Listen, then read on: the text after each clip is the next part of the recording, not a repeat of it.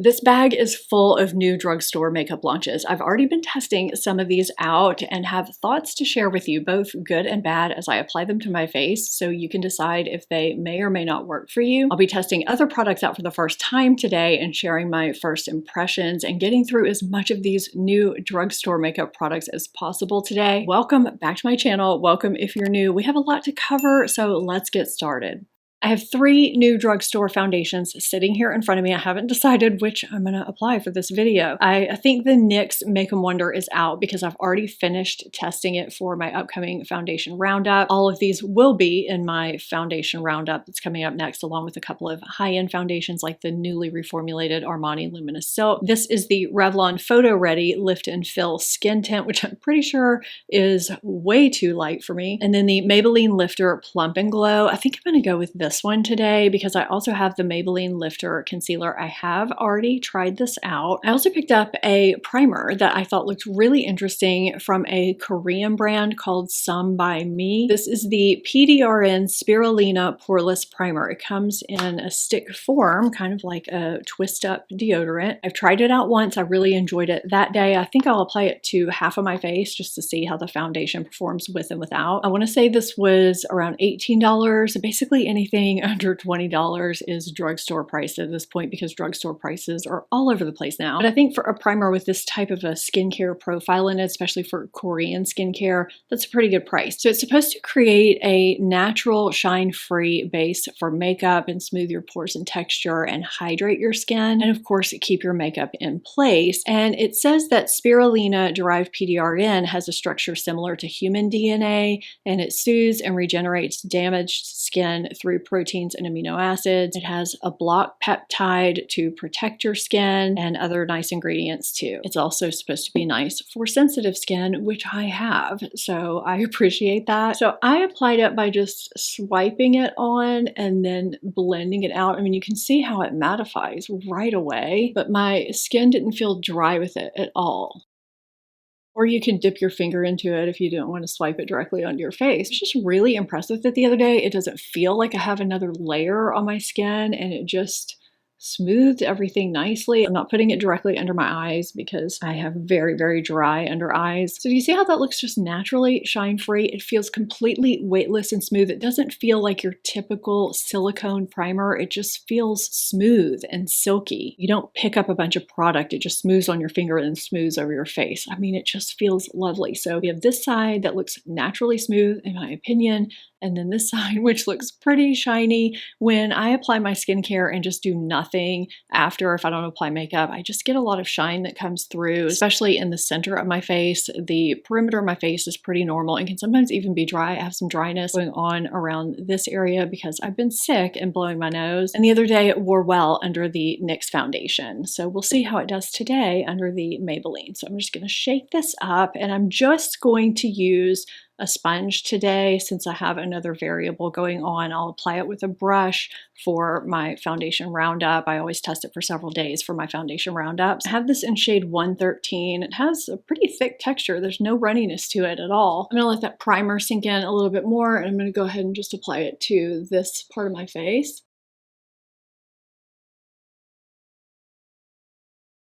Okay, so I'm having to re-dip into what's on the back of my hand quite a bit. So this is a 90% skincare formula. It has niacinamide because everything has niacinamide now. It's supposed to refine your pores, even your skin tone, hydrate and plump your skin, and minimize the look of wrinkles. And it says you can take it from a sheer natural glow to a more full coverage. I would say with the sponge, I'm getting light, medium coverage at best, maybe just under light, medium coverage. I can still see some redness. I can still see my sunspots. It's definitely hydrating. I still have some sheen going on. I'm foreseeing some oil breakthrough pretty shortly. It does say the radiant finish is supposed to enhance your skin's natural luminosity and leave you with a healthy, vibrant glow, but it is supposed to be a long-wearing formula that lasts all day. I pumped out, I would say, a pump and a half, and I used the entire thing. Let me see if I can build it any. Because I dampened my sponge so long ago, it's not even that damp anymore. So, you know, I'm working with a fairly dry sponge at this point. Yeah, I would say light medium coverage. I'm not even really getting medium. I'm not sure how we're going to be getting full coverage. I can still see some redness and imperfections through here. That did cover my sunspots a little bit more, and it does look very, very natural. So, okay, one side with no primer. We have the primer over here. Okay, let's do another full pump on the primer side. Yeah, I would say this gives light medium coverage, maybe almost medium. I feel like I'm getting more coverage on the primer side. It's going further on the primer side. Is it because it's adhering to the primer instead of sinking down into my skin, maybe? Okay, I'm having some issues with this foundation. I thought it might just be the primer on this side, but then I noticed it's happening a little bit over here and on this side of my nose too. I use a 5x magnification mirror to apply my makeup, and it wasn't until I flipped the light on that I noticed these issues. Now, I mentioned I had some dryness underneath my nose here, and I've started prescription tretinoin. It's not drying me out tremendously, but there are a few issues that can cause some issues, you know, mostly around my mouth and a little bit down here. And that's where I thought, okay, maybe the primer is causing it to pill a little bit. But then I noticed my nose. It's all on my nose, not just the side, but also this side. And I'm hoping you're going to be able to see it. I think it's just the foundation. I don't know. I mean, my skincare was good this morning. I used, you know, hydrating, balancing skincare. It's no different than any other day with any other foundation. Spoiler alert, did not have that issue with this NYX foundation, which is supposed to be softly mattifying. No issues like this whatsoever. And I use the same exact mirror downstairs where I get ready that I use up here. So, anyway, so I feel like my nose looks really dry and flaky. I'm going to try and remedy it a little bit. I don't know if it's going to do anything or not or make it worse. I'm just playing around today. I can kind of do what I want. It's fine. Yeah, this is not a good look. So we'll see, but I'll have an update for you in my upcoming foundation review. Okay, so this is what we have on the non-primer side. We have a radiant glow that's not oily looking yet. And then on this side, we have, I would say, just a soft kind of diffused natural glow, not even really a glow. Aside from the dry flakies, it looks very natural, and I would say it gives light medium coverage. I can still see my sunspots, but my redness is diffused. It's mostly covered, although you still can see a little bit of it. And there's not much tackiness to it, which is nice, but it does feel like it needs to be set. I'm a little nervous about powder with how dry this looks, but you know, we're just gonna power through. I want to take a quick minute to thank Midi Health for partnering with me on this portion of today's video. Midi has helped hundreds of thousands of women get the care and support that they need, and I think as many women as possible need to know about reputable online healthcare options like Midi and what they have to offer. So I'm continuing to help spread the word. Midi is a virtual care clinic on a mission to bring high-quality, compassionate medical care to women in all stages of life for menopause, perimenopause, weight issues, and other health concerns. If you're a woman over 35, you could be in perimenopause, which is diagnosed by symptoms. And with Midi, you could enjoy virtual no-rush visits from the comfort of your home. Midi is accepted by major insurance plans in all 50 states. The website is user-friendly. You just enter your information, select insurance or self-pay, book your virtual visit, and fill out a health questionnaire. Then you meet with your clinician, discuss your symptoms and any health concerns or goals you have. And if you need any testing, Midi will help arrange it at a local center. And afterward, everything related to your visit is found in your portal. You can also message your clinician with any questions or schedule any follow-up visits. I've used Midi for various things over the past year, and I've been asked several times in my comment sections if you can discuss lifestyle and non-prescription related things during your visits. I've had thorough conversations about various things related to perimenopause, including HRT, lifestyle changes, weight, vitamins and supplements, nutrition, your skin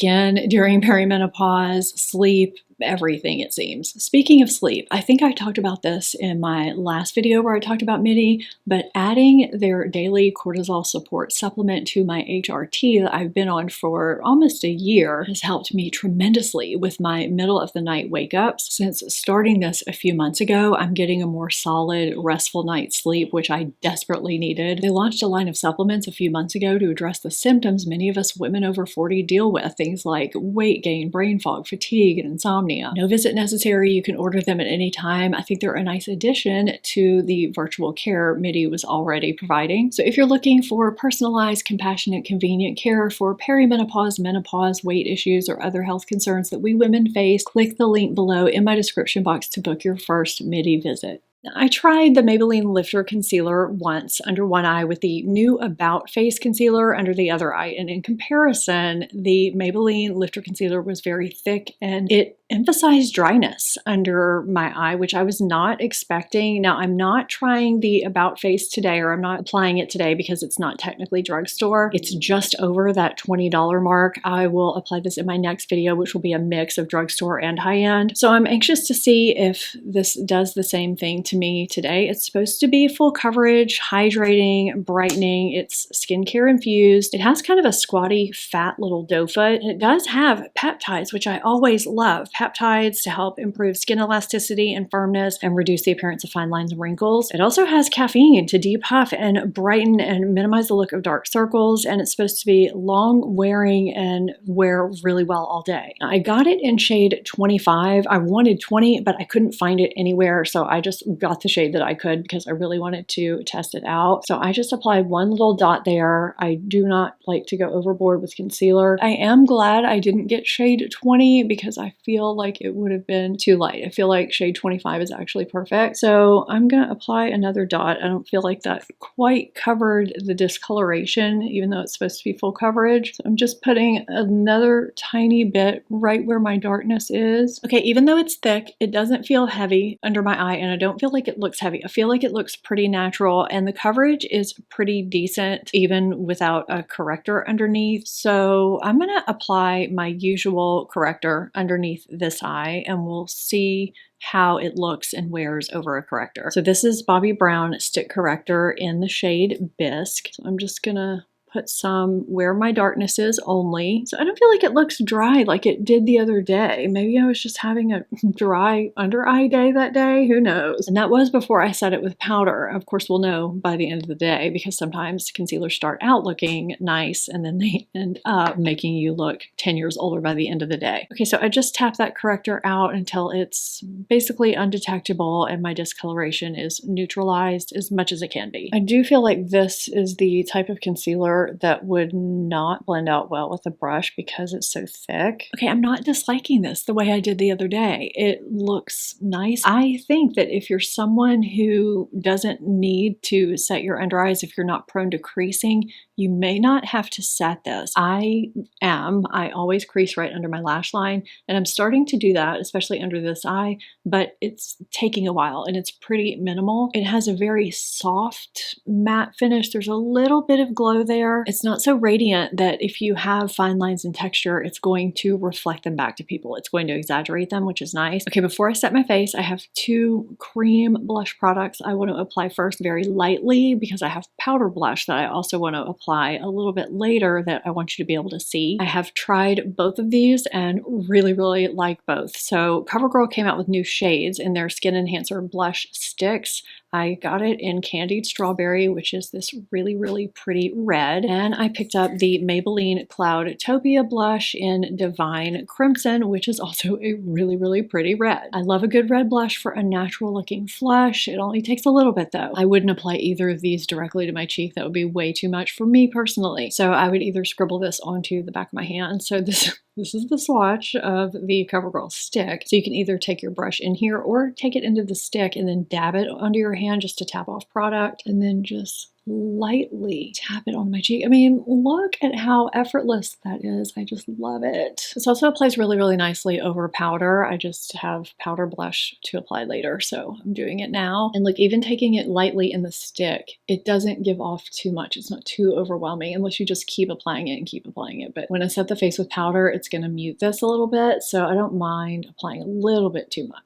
And then that just diffuses the edges a little bit. So there's that red. A red blush is a nice quiet flush for those of us that have no natural color in our cheeks, basically. So this is the Cloudtopia. I've used it a couple of times, and I mean, it gives some pigment, but it also diffuses really, really nicely. So I mean, it just diffuses beautifully.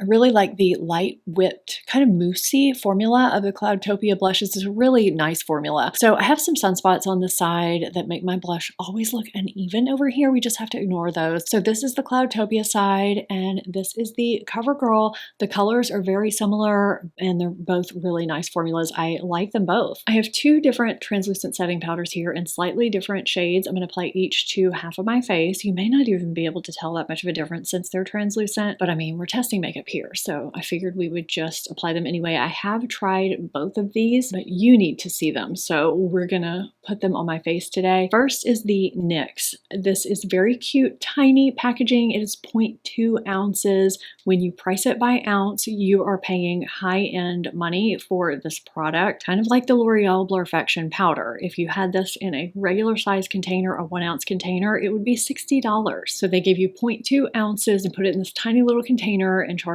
$12 for it. So that's my main issue with it, but it is a drugstore product. The container is pretty cute. I do like the dispensing mechanism. It twists open and closed so you can keep it pretty mess free. I got it in the shade Sugar Serve, which is translucent light. I figured that would work pretty well on my face and my under eye area. Now, in my experience with this from trying it, when I haven't been that impressed with its poor blurring ability or its ability to keep me shine free the way the powders I regularly use do. But it doesn't state anything about that in the claims. So, I mean, I guess I can't fault it for that. It's talc free, it's infused with green tea and peptides, and really they just say it's supposed to set, lift, and brighten. I mean, they do say it's supposed to give you an airbrush look, and it's supposed to be sweat proof and smudge resistant. Okay, I'm pressing out any creases that have formed under my lash line or my crow's feet area, and there are a few, it just happens with me. And I'm dipping my brush into the product. This is the BK Beauty in 14, and just dusting a light amount under my eyes. Now I'm just pressing that in with a sponge so it's really fused with my under eye area as opposed to dusted on top. So now I'm putting some more into this container. Now I'm taking my BK Beauty 107 brush and just tapping it to my face. It is very finely milled, and I like to tap it as opposed to sweep it to really get it into my skin as opposed to just sitting on top. And again, I'm going to press it into my skin with my sponge to really fuse it into my skin, into my makeup that's on my skin, so it actually does what it's supposed to do. And I'll lightly dip my sponge into the powder and add some extra and press it into my skin in areas where I'm prone to shine. It looks really natural. It doesn't look powdery. There's a natural sheen to it. So this side is set completely with the NYX, and let's move on to the Sephora Blur It powder. So this is $16 for 0.26 ounces. So you're getting a bit more for your money with this one. I got it in Brightening Pink, which is for fair to light skin. You do get this cute little triangular poof in the top, which I think is a nice little touch. And then you pop this open and you have a mesh dispenser here, which I really like. This is also talc free. This is a very finely milled weightless powder that gives a natural matte look. It's not powdery or heavy. And this does have claims of smoothing and blurring your pores and your skin for just a nice airbrush complexion. Okay, before I set this concealer, because I'm not going to set it like this, I need you to look at what it's doing under my eyes. Can you see this up close? It looks dry and it looks like it's already starting to break up a little bit. So I'm going to need to kind of fix this. I'm going to smooth it out with my finger, and I may have to add another dab to even out the coverage before I go in with powder and set my under eye. Okay, I think we're smooth enough. I'm just trying not to move my under eye at all as I apply this powder. I think the sponge is great for your under eye area and for hitting small areas, but it's not really practical for your entire face. So I am going to do the same thing that I did for the other side of my face with the brush and then with my own sponge, just dipping the brush into the mesh and then applying it to my face. The reason why I wanted to apply the NYX powder to the side where I applied primer is to see if it did to me today what it's done the other days when I've used it. After it settled into my skin, if I touch my face, it starts to feel to the touch like I haven't applied powder. You know how when you apply powder, it feels smooth. You lose that tackiness that you have when you just apply foundation. It's like that tacky feeling starts to come back. It's very, very strange. I don't know what happens with this powder when it mixes with other products, but it's like that smooth feeling goes away and it just has a bit of a tacky feeling. The Sephora powder side looks smoother. My pores are more blurred. I can see it in my 5x magnified mirror. My pores are more blurred. It just has a natural matte look to it, whereas there's more of a sheen with the NYX, but I can also see my pores. I don't get an airbrushed finish with the NYX, and this is not my first impression with either of these. I grabbed the Faux Brow Tint Pen from L'Oreal in Dark Blonde to try it out on the front part of my brows. So this has two little tiny prongs on the end to quickly or double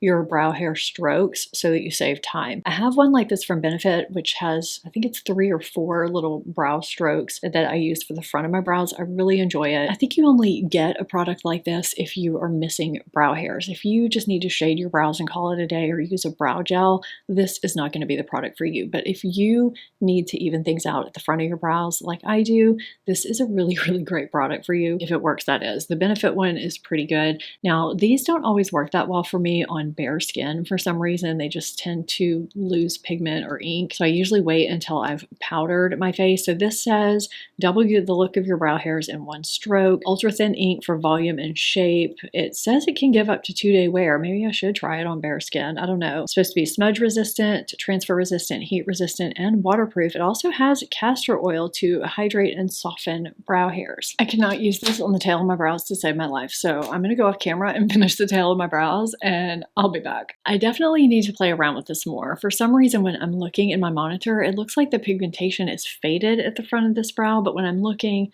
in my mirror here straight on, it's fine. I don't know what's up with that, but I think this definitely has potential. I just want to play around with it, using it on bare skin and in different ways, and I want to see if I can make it work at the tail of my brow too. So I'll have a final verdict in a video here shortly, or maybe at the end of the month. So I have a new bronzer here from CoverGirl. This is the Skin Enhancer Baked Luminous Bronzer in the shade Honey Bun. This is absolutely beautiful. I've already played around with this. It reminds me a lot of Hourglass bronzers. Excuse the blush that would not wipe off of my hand. It doesn't have glimmer or glitter like the Milani bronzers do. It just gives a nice, natural, healthy glow to your face without being overly shimmery. Like if you've gone a little bit too matte with your powder and you just want to give a nice healthy glow back, this is the bronzer for that. You don't have to tap off your brush first either. It just applies the perfect amount of pigment. This is the BK Beauty N15 brush that I'm using, and I just kind of like to swirl this wherever I get sun because it just gives a nice radiance to my skin. It looks really natural. So I just want to dust it where the sun would hit my face naturally, just to give it kind of a sun-kissed look. I just think it looks healthy and glowy, and it's not too over the top with the sheen. It's perfect. So that's all I'm going to do for my face, and I am going to put a little bit on my eyes because I'm really not going to do much to my eyes except for some eyeliner because I have a new eyeliner that I am in love with. So I'm just sweeping this along my lower lash line and extending it up and out. Just helps open them up, makes them look a little bit bigger than they are. That was the Rephr 03 brush, and now I'm taking a Rephr 15 brush and I'm just sweeping this in and above my crease. Gives some dimension and lift to that upper hood, that upper lid. I even put some in the outer third and just go up and out. Looks a little bit more put together over here than over here. We haven't even done eyeliner yet. So I'm going to do the same thing to this eye. You can also sweep it lightly on your lid too if you want to even out some discoloration without applying shadow. Before I apply that eyeliner, I'm going to apply just a touch of the Skin Enhancer Baked Luminous Blush from CoverGirl in Strawberry Drizzle. Now the reason why I got this shade is because I thought it might be very similar to one of my favorite blush shades from Kosas. This is the Blush is Life blush in Heartbeat. So Heartbeat is just a tad bit warmer, but they're pretty close when you swatch them and blend them out. So I'm using the Revi Beauty blush brush for this blush. I really like this brush for pigmented blushes because it's loosely packed and it's really soft and has a nice dome shape, and it just applies blushes like that beautifully. Look how pretty that is. It's just So pretty with the perfect amount of sheen. It's just beautiful. So that was the Kosas blush and that was the CoverGirl. But when they're on the cheeks, they're just so close when they're blended out. And the finish is very similar. They just have that healthy, radiant glow without glitter. So pretty. I'm so impressed with the NYX Epic Inky Sticks eyeliner. I have it in Ember Energy, which is a dark brown. You click this up, which is different to begin with. And this is the finest dash-shaped eyeliner. It's a waterproof cream mechanical gel eyeliner that delivers one swipe fluid color that lasts up to 24 hours. It's very creamy and has a slanted tip, and it's shaped like a very thin dash, kind of like some micro brow pencils that have this dash shape that give you that hair stroke with one swipe, except this is for eyeliner. So it's kind of like a mini slanted brush, but with an eyeliner. It's really cool. So you can get it really close to your lash line. You can use it for a quick wing. You have time to smudge it, although I would recommend working one eye at a time because it does set pretty quickly. And once it's set down, it's not going anywhere. I like that I can apply it close to my lash line and then do a little flick or a wing and then smudge it, and it doesn't take away or swipe away the pigment close to my lash line and that initial flick, but it smudges it along the top really nicely. So it's quick and easy to use and it stays all day. I already bought a backup of this. I have been loving this so much. I have 3 lash products we're gonna try today. I have the new CoverGirl Eye Enhancer Wrap Mascara. I tried this by itself and it of course weighed my lashes down. I just did a video all about how to keep your lashes curled if you have straight wimpy lashes that get weighed down easily. I'll have it linked at the end of this video if you want to catch it. So I'm going to try it over the Ordinary Lash Curl Finisher. This is supposed to keep your lashes curled. So I'm going to try these two together today and see how they work. And then on the other eye, I'm going to try Maybelline Lash Sensational Body Waterproof Mascara because waterproof mascara holds my curl. So we're just going to see how this works for me today. Okay, so I'm going to curl my lashes off camera and then we'll come back and apply all the lash products. Now I applied this the other day and it did hold my curl. I was kind of surprised because not much holds my curl. So this is a transparent lash styling formulation that is supposed to hold your lift and your curl for a natural defined look. It gives strong yet flexible lash curl and hold. It has copolymers, squalane, and it has a silicone brush to give even distribution of the product to coat all of your lashes. That was the one thing I was wondering the other day, was whether it was going to actually hit all of my lashes, and it is clear. I was expecting it to be white the other day, I guess because I'm used to mascara primers being white. I did see some reviews saying it weighed their lashes down, so I was expecting that too. I just want to see if I have consistent results with it. So I'm going to let that dry and then I'm going to comb through it just to make sure my lashes are separated, and then we'll apply a coat of this. So meanwhile, I'm going to apply the Maybelline mascara. This has a really interesting wand. It's very different. It says it has a double helix bristle pattern that allows the brush to stretch every lash, delivering high impact volume and all day lift that won't quit. And it's supposed to be smudge resistant, flake resistant, and clump resistant. Even though it's supposed to be clump resistant, I am sure I'm going to have to comb out my lashes because I always do, but it is supposed to be weightless, so we shall see. I'm going to get my handheld mirror so I don't have to keep moving my big mirror all around. Okay, when I took it out of the tube, I thought this was going to be a really wet formula, but it doesn't feel wet. I feel like I'm not getting a lot on my lashes.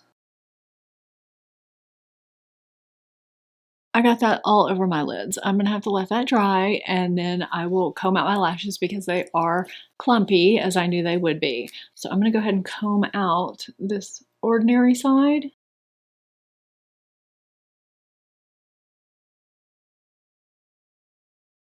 Let's see if this works. This is such a wet formula. I can't get over it. It just weighed my lashes down so badly the other day when I wore it by itself. I don't think I can put on more than that. It's just going to be too much.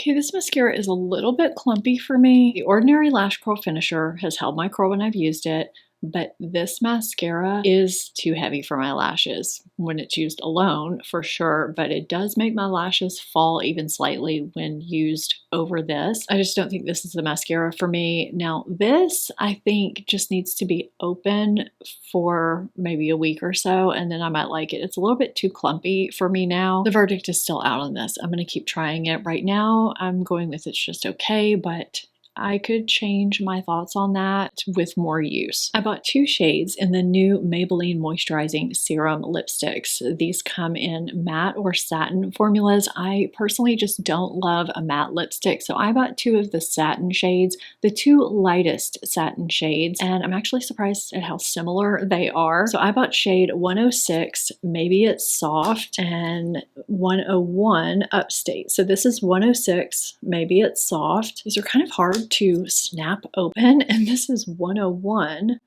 Upstate. So these are just, I don't know, pretty warm and similar to one another, especially when they're on the lips. These have oils, hyaluronic acid. They're supposed to be nourishing and moisturizing and nicely pigmented. And I have found that to be the case. They have a nice thin formula. I'll apply Upstate to this side and Maybe It's Soft to this side. Let's do that. No lip liner. I wasn't able to get my hands on any of the lip liners. I always feel so weird applying lipstick without lip liner because I love using lip liner. And here is Maybe It's Soft. Do you see what I mean? They're pretty similar. And the other shades also seem to be pretty warm when I saw them. I don't know. I just feel like the shade selection could be a little bit better. I like a pinky nude, a light medium pinky nude, peachy pinky nude. These were the 2 shades that were closest to that. And these were almost giving me fall vibes, you know? Okay, so this is what's going on my face. I'm going to continue to wear this for the remaining hours that are left in the day, even though this has not gone as I hoped it would. And I will give you updates on products I haven't already given you my full thoughts on, because I have given you my thoughts on several products that I've already been testing out. So I'll be back in a few hours my time, but just a few seconds yours, and I'll give you my thoughts, my updates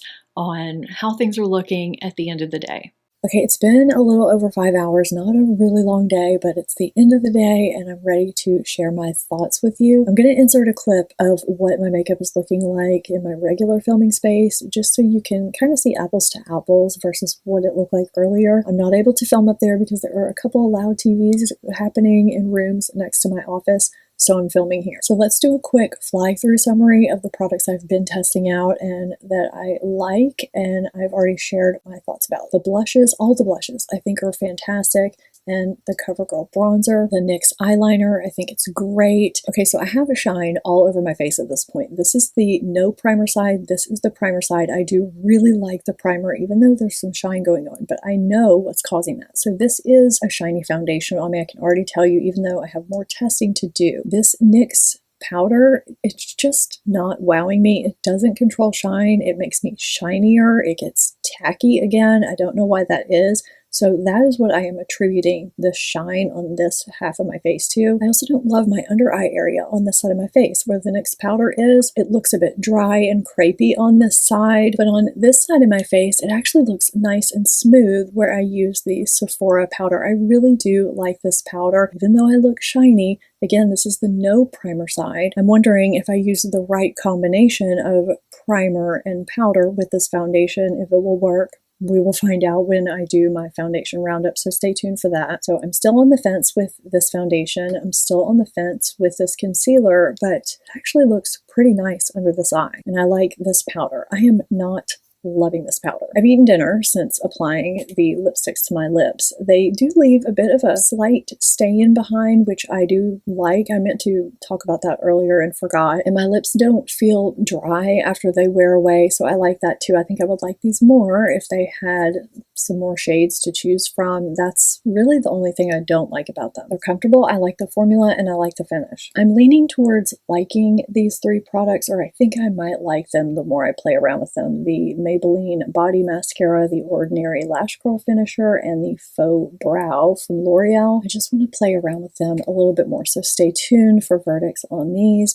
And this is not my favorite mascara. This really just weighs down my lashes. So I think that covers everything. Have you tried any of these products? Do you think you will? Let me know your thoughts on that in the comments down below. And don't forget, if you are in perimenopause, menopause, or if you have weight issues, be sure to check my link out in my description box below to book your first Midi visit. I hope you enjoyed this video. If you have straight lashes like mine that don't hold a curl, I just did a video all about that. You can see it here. Thank you so much for watching, and I will see you in my next video. Bye!